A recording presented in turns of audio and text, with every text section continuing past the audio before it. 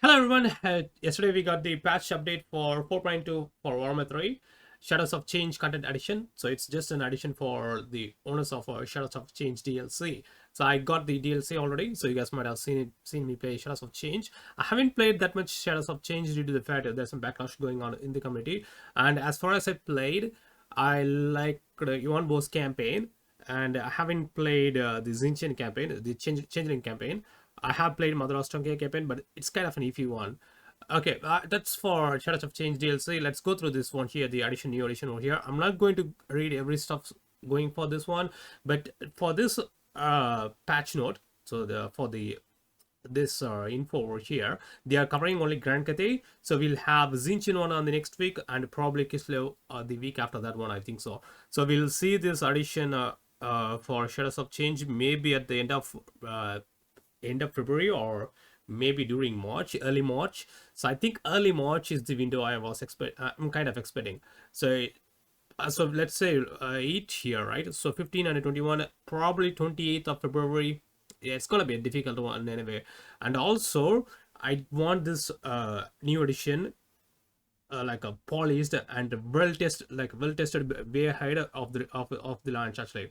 So if it's not tested well, the game will behave so bad. So the game is kind of somewhat in a bad state at the moment. So there's a lot of bugs happening in the game, which kind of breaks the game. Hopefully this won't trigger any more bugs in this game. That's what I wanted to see. So they need to test these things out earlier, like a lot, and then give it out. So that way we can enjoy this one here. And also they have taken so much of time for implementing this one here, even though they announced it like back a couple of months before, I think so. I can't remember, it's been a while. Is due to the fact that probably they are discussing with the game workshop, so that they can able to get the rights for whatever they adding to this DLC over here. Probably that's what happened, but it's kind of a late one. But probably that's what happened anyway. Maybe I'm not entirely sure. It's my own thought though. Okay, let's jump into this one here. So Shadows of Change, we won't be getting hag mothers are genetic lots, so it's not going to happen since Mother Ostrak is the only hag mother of Kislev. I don't know what they're gonna add, but we'll see. And then they won't be adding beaks for Zangos. So if you consider it actually, so I'm not a good one. Like I don't play as Beastman, so I'm not Beastman or what is or Tzeentch ones, so I don't care about that. So if you guys are kind of worried about the one, you won't be getting that one. So there you go. What to expect moving forward? So yeah, we got hotpot unit. So that's a hotpot unit. So people are discussing about that one. And the Golden Knights. Yeah, Golden Knight will be an hero, maybe. Who knows? So they may be further ahead than one. So probably that's what they're saying it over here. And also we'll have sled for Catherine, so it should be somewhere here. So it should be here. Okay, I think it should be down below here. Yeah, it's over here. Let's go through this one. So DLC content Shadows of Change and Thrones of Decay. It will be the same for Thrones of Decay as well. So whatever they are going to implement for this new edition and for the entirety of Shadows of Change, once this update gets implemented, so it's the same for Thrones of Decay. Make sure to keep in mind. And also for Thrones of Decay, I have an opinion in here. So for Shadows of Change, they have reskinned a lot of stuff, which I'm going to talk about it soon, since they were rushed anyway, and also they don't have any lore materials to go through with the Cathay. So Cathay, Kislev, or whatever it is, so they don't have any materials to go through. But for Thrones of Decay, let's say for Empire, you do for dogs, and for Nurgle, so Nurgle you can able to implement anything, but for Empire and dogs, they do have a lot of lore materials to go through. Hopefully they will implement it better when it comes to Thrones of Decay. So I'm kind of worried about Thrones of Decay. If they're gonna copy paste what they have done for this one new edition over here for Thrones of Decay, means that's a big problem actually. So for now it's okay. Yeah, for now. So I'll give my thoughts soon anyway. So let's go through this one first. It's a good change actually. It's kind of a well appreciated one, but I don't want this change to be implemented on the next DLC, which is the Thrones of Decay. So these things are fine, but for the reskins, I don't like the reskins at all. So the yeah, if they are gonna reskin an Empire Knights into a different unit and they call it as a new unit, I don't know what to say about that one anyway. So, or let's say they're gonna reskin an Wood Elf cavalry unit and give it as an Empire cavalry unit. That's gonna be if you want. And also they're gonna reskin an Chaos Dwarf unit as a Dwarf unit for Thrones of Decay. That's an if you wanna. You guys might have seen where I'm going through anyway. So for Thrones of Decay, I need a proper implementation of lore units anyway. So there are tons of them. So some of them are reskins too, but I need a new. We'll talk about it soon anyway. So let's go through this one here. So 3 legendary lords, each playable. So Realms of Chaos and Emerald campaigns. Haven't touched the Realms of Chaos map in after the launch of Immortal Olympus, I think. So I haven't played any campaigns at all. Yeah, that's a tough one. So Realms of Chaos, even though I haven't done let's say the race, I haven't won the race. Once I have won by completing like acquiring all the region. What's that one? Ultimate campaign victory, whatever it is called. So I have done it, and I have posted a video for the one. I totally forgot about it for Realms of Chaos. That's what I have done. I haven't went for the race and won through a single campaign with the race for Realms of Chaos. So that's haven't done at all. So I haven't free Darson. I thought about giving it a try, but that's kind of a boring campaign. I can't able to justify like playing that one or again when compared to Immortal Olympus. You will have different options anyway for each of your campaign.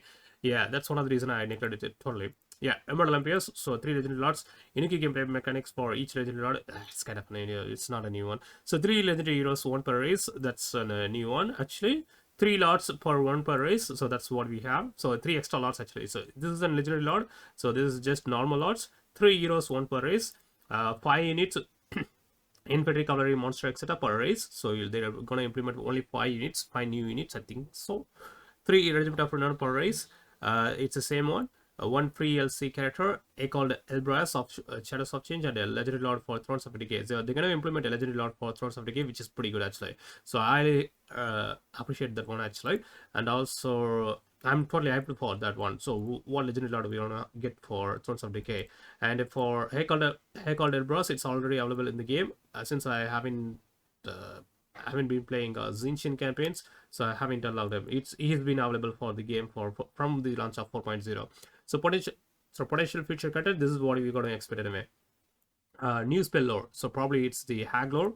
New mounts.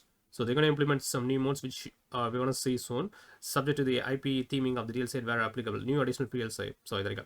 So comparison chart. So this is what we got before. This is what we are having right now for Shadows of Change at launch. So this is what we are having at the moment. So Legendary Lords 3, Legendary Lords 1, Legendary Lords 1, Extra Lords 1, Heroes 1, Units 10, Roars 9, sorry, ROS, sorry of that. Yeah, Regiment of Rounds units 9, Magic Lords 0, Free LC 1. So Legendary Lords 3, so same thing over here. Legendary Heroes, they're gonna give us 2 more. Lords, generic Lords, they're gonna implement 2 more. Heroes, they're gonna implement 2 more. 2 more heroes for each race. So like for a race, they're gonna implement 1. So you'll get like 3 heroes in total. Units is gonna be 16. So they're gonna add 6 more units over here. But they are saying 5 units over there per race. So 5. So that's gonna be 16. Okay, that's fine. Pretty good. So 5 per race. Yeah. I thought it's like 5 units entirety, whatever. So 5 units per race. If they're gonna implement a new race, means yeah, that's gonna be a trouble one. But we'll see how it goes. So 5 units is pretty good too actually. So it's gonna boost your roster a big time. So we're gonna get 60 more units. I wonder what they're gonna add for Kislev. So new units actually. So they're gonna what they're gonna add for Kislev. So since we are gonna see some units for Cathay over here, I'm kind of curious about that one. So they're gonna implement a magic lore. So it's gonna be 1 and free LC. So we got a free content. I think Egal Elbros is the one, and they're gonna implement 1 more over here. So there you go. Those are things which I talked about. So we're gonna see this one over here. Catherine sled will be an option. So mount option for Catherine, maybe. I'm not entirely sure. Probably you guys have asked for it. If they're gonna implement a Catherine sled, so make sure to keep this one in mind, guys. If they're gonna implement a Catherine sled, means they're gonna boost the stats for it should be an heavy sled, so heavy war sled, and they have to boost that stats like crazy. So the warbear mount for Catherine is already good, so that's why everyone gets a bear. That's what the theme or the meme going on for Kislev before. So everyone gets a bear. So warbear, that is warbear mount is way better. So if they're gonna implement in a war sled should be for especially for Catherine, it should be much faster than a warbear. and it should perform way better than Warbear. And she can have an ammunition with a heavy word sled. So I'm just, this is my own opinion and my own thoughts over here. So hopefully they will implement and they would have implemented, so they can't have to change it right now, right? So it's there, it's in the process now. So they have to implement an heavy wall sled with higher speed. So that's what we need for an Catherine mount. So Catherine mount already is pretty good. Even on her horseback she's pretty good, but when she gets on into an Warbear mount, she's pretty strong. Yeah, and also if they're going to implement a sled unit, like a sled mount for Catherine, or it's going to be a specific unit, I'm not entirely sure. So if it's a sled unit for Catherine mount, so for mount for Catherine, that is, it has to be in a heavy war sled. So light war sleds are not great in melee, so it has to be in a heavy war sled, and also it has to have better stats, and the speed has to be improved for that war sled. So yeah, there you go, that's what we need. It shouldn't be the same speed as what we have for Warbear. It should be like a higher speed than Warbear actually. So since that will justify going for that mount, or else you won't be needing that one. So if, let's say they're going to implement an heavy war sled mount, and the war sleds I have less speed than a Warbear mount, I think so, maybe near to that one. Yeah, we have to see, she needs to be faster in the battlefield. She has to be faster so that she can able to cast ice Metis Kiss, and also out of interest spells. She's a spellcaster. She needs to be faster on the battlefield. She's not a melee lord, but she has to be faster on the battlefield. That's my thought, though. Hopefully that will be the case in 2 weeks anyway. So for the Grand Cathay edition, I'm kind of curious about this one here. So this one, Tzeentch the Watcher, that's going to be a legendary lord for Cathay. So we already have a called Helbras. Already have one. I'm not entirely sure what they're going to do with that. So probably that's one. I think they will consider it as one. Called repress. No, we already had what's that one? I totally forgot. That's a Tzeentch hero or legendary hero. Blue Scribes. Yeah, what it is. Yeah, Blue Scribes. Let me know in the comments below. I kind of getting it wrong. I think so. Blue Scribes. Somewhere. I think that's the one. That's the name of that legendary hero. Right? I can't remember. Yeah, that's the hero type we got with us, the changeling. Since I haven't played the changeling, so I can't able to say anything regarding that. So Tzeentch the Tzeentch, sorry, Tzeentch, I'm kind of pronouncing it wrongly. Tzeentch the Watcher. I still not pronouncing it properly. I think so. Sentinel of the Heavens, legendary hero. So we got a new legendary hero for Cathay. So this one here, kind of, I'm very curious about this one here. So you can able to see the lore over here. I'm not going to go through that one. So I have seen this one before. He is just a combination of, let's say, celestial. Where's that one? I totally forgot that. Terracotta Sentinel. Yeah, Terracotta Sentinel and then Bone Giant combination. He is pretty good. He looks insane. They have this. I can able to justify their time taken for this one here. This is a good unit actually. I feel I like him actually. So. Satan the Sentinel of the Sky. Sentinel of the Sky, I'm gonna call him that one. So since we don't have a proper pronunciation, I don't think they have gone for a voiceover for him. If they have given him a voiceover, it's fine. Look at how huge he is actually. This is pretty good actually. This is pretty good. He's insane, and he's kind of an okay in melee, and he will act as an artillery piece similar to Bone Giant, and he does have some stats relying with your Terracotta Sentinel. Yeah, and he will be an part of a construct unit for your Cathay roster. Yeah, Bone Giant. So much like the Bone Giant of Tomb's King, so Tomb Kings over there, is a giant magical bow to fire artillery grade projectiles. So they are pretty good. So if you have played Tomb Kings with the Bone Giants, you guys see you will get what are you gonna get. But what are you gonna get out of this one here? But since he is a legendary hero, his attacks should be much more better than what we have for Bone Giants. Bone Giants will miss their targets like crazy. Hopefully that won't be the case for him actually. Yeah, that's what I'm thinking over here. So with the introduction of Tzeentch over here into the game, we have reiterated the role of constructing the Cathay roster. The Terracotta Sentinel and both Guardian Lands, the Jade and Jet Lions over there, are now considered constructs with the same rules as construct found on Tomb King's roster. I'm not so sure what they're meaning with this one here. We have to say the actual gameplay for what's the meaning of this one over here. And the Tzeentch has the ability that synergizes with this type of unit over here, and he will boost the boost the constructs, and yeah, constant units in total. So let's say Terracotta Sentinel and Guardian Knights. So with him, you can be able to boost your Terracotta Sentinel Doomstack and also the Jade and Jetline Doomstack properly. Anyway, you will have a proper boost, and probably you need to, if he's not going to have any, let's say if not going to have any spells like Earthblood, any ability like Earthblood to heal the constructs, probably you need to like probably you have to pump this Doomstack with let's say meowing, yeah, meowing. So you have to like go for this Doomstack with meowing, so that way you can be able to heal with her Earthblood. So unfortunately, if they change this one into a constant area, I'm not sure can you be able to heal those guys with your Earthblood, or they're gonna implement a new magic for that. I don't know. We'll see. Probably they will change the tactics, maybe, or they will lift it as it is for now. Maybe. Tough and heavy is heavy, as you can see, is huge. He is gonna be heavy. Is pretty much high in armor, and non-bracing armor won't do anything for him actually. And since it's going to be very similar to what we have for Terracotta Sentinel, so usually in Terracotta Sentinel is in a big, like a, is in a high value target in the battlefield, and they will tank out a lot of damage, and hopefully that will be the case for him too. Armed with the winged bow, can deliver long range attacks similar to target shots with devastating precision. I think this range should be as similar to what we have for Bronze Giant, somewhere around 300 or above 300 or more than 360. I'm not really sure what's the range for Bronze Giant. I totally forgot about it, since even though I haven't played Tomb Kings in a while. So since I've been playing that Khalida campaign for now, but I haven't given it that campaign a go for a while since I got stuck in a battle.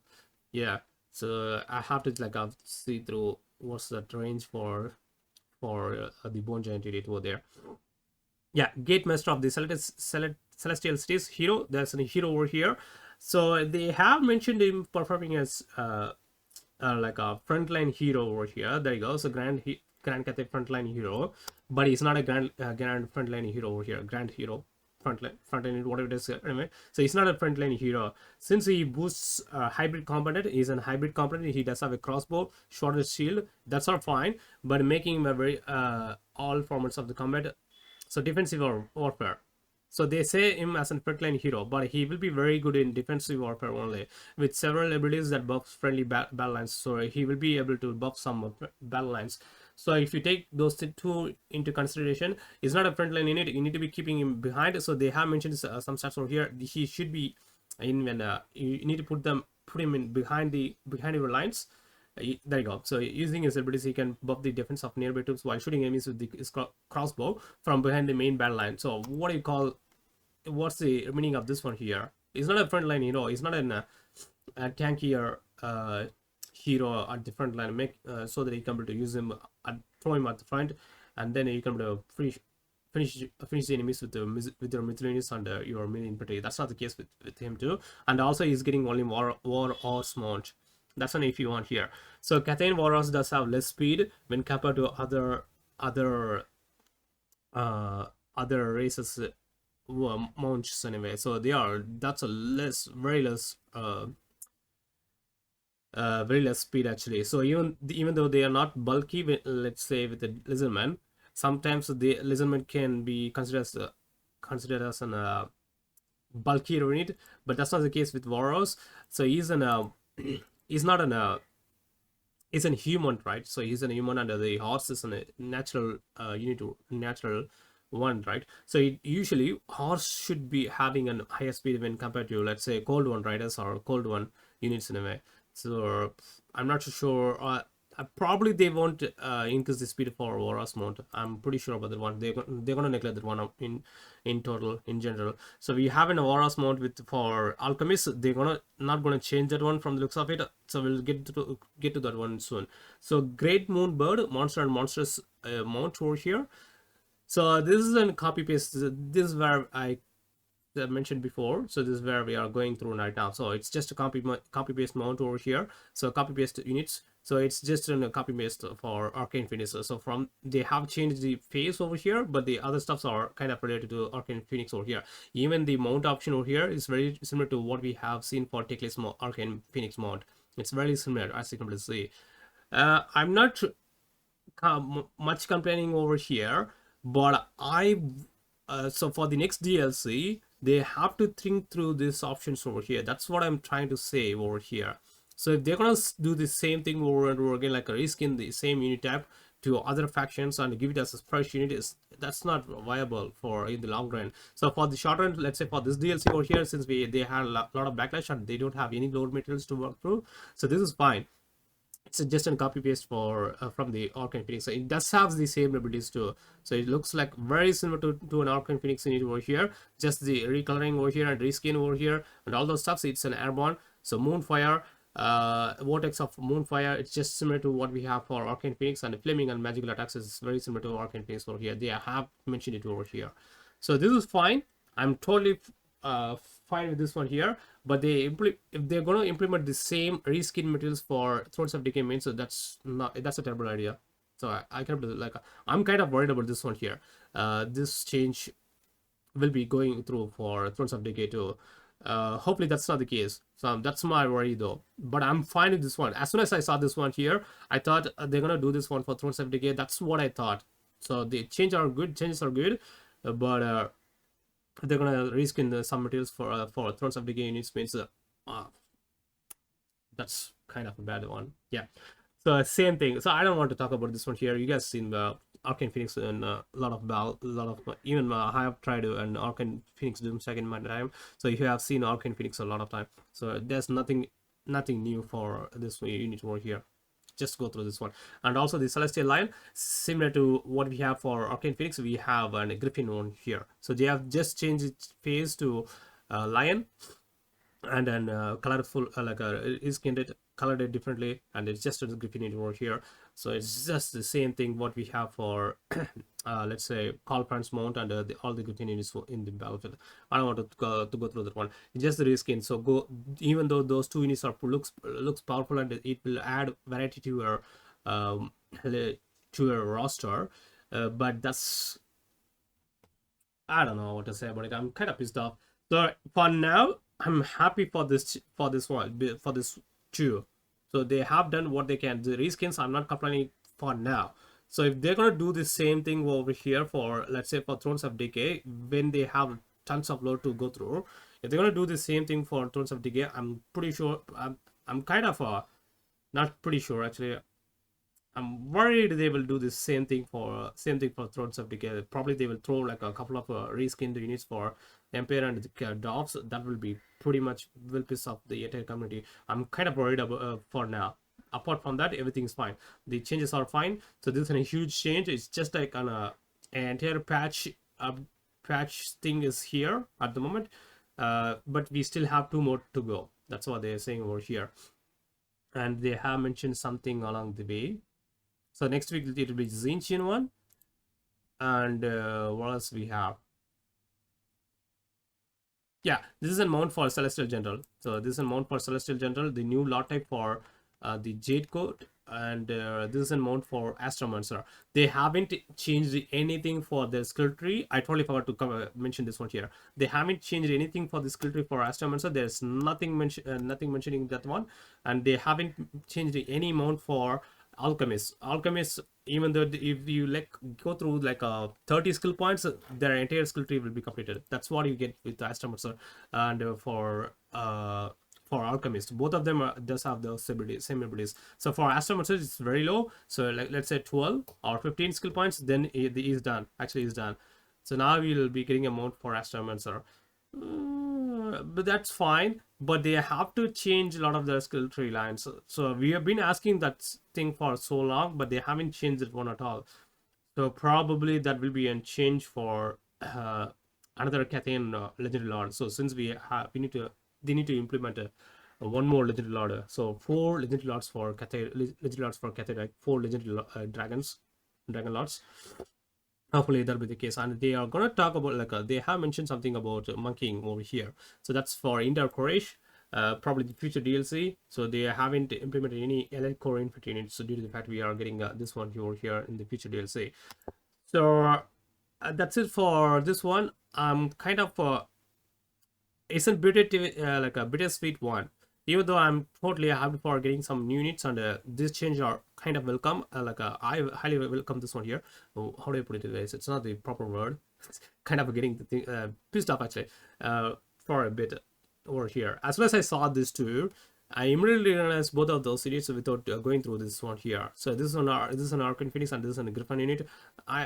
Since I have played a lot of campaigns anyway, so even though I haven't played the Empire campaign in let's say how many days, I haven't touched Empire campaign at all. I think so. After the launch of Imperial Empires, I haven't touched the Cloud Floods campaign at all. So I haven't played Empire, but I have played Living Oracle campaign. I have seen Griffin mode. Is there a Griffin mode there? I don't know, but I have tested a Griffin mode before. It's a Griffin mode at a Griffin units, maybe. Yeah, well, they are powerful as well. But I have seen this one over again, so it's hard to forget those. Forget those units. Units. Units. How do I put it? Units body. Yeah.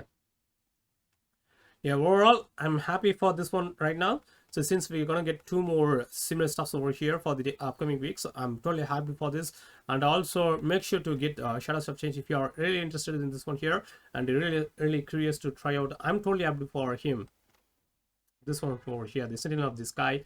He's going to be a big one, so he's the biggest thing I'm kind of excited about for this change for this new DLC, the addition for Shadows of Change, that is. So I'm totally happy for him. Apart from that, I'm not hyped for any of the other stuff. So he's not a great one actually. He's going to be sitting in your backline shooting from. He will perform as an archer actually. Let's say what's that one? There's an archer over there. He'll be very similar to the world. Jade crossbowman and also a celestial dragon crossbowman. He will perform that similar job actually. That will be the case. Yeah, you guys, you have to recruit those instead of him. They will perform a better job when compared to him. I think so. That's my own thought now. Since they haven't revealed any gameplay for this one, I'm not entirely sure. I'm kind of it's like dialing down my expectations so that I won't be scammed again. Yeah, that's a correct word. So I'm totally happy for him. So this is a big change. I'm totally happy for him. Hopefully the next legendary hero, are they going to implement a legendary hero for Kislev? I'm not really sure. They're going to do it. So hopefully I'm happy for the one too. So for the next 2 weeks, it's going to be more things to process, and hopefully we'll get this DLC polished. So if it's gonna get late for the launch for 4.2 update, it's fine. They have to test it out rigorously, and then we'll have this one polished and it won't break the game. So they have to fix a lot of stuff before implementing this DLC too. So hopefully you guys enjoyed this video over here. Make sure to check the title and thumbnail for each video of mine so that you guys won't be confused with the other games to check out on the channel. And also I'm at the moment I have not covering that much Warhammer 3. Is due to the fact I'm having like a high cold for the past 5 days. I can't do touch my Warhammer 3 gameplays, even though I have gone through one yesterday, and I will post a video after for an meme stack after this one. Hopefully I have uploaded that one, but this will come sooner than that one, I think. Yeah, I'll see you guys on the next one. Take care, everyone. Bye for now.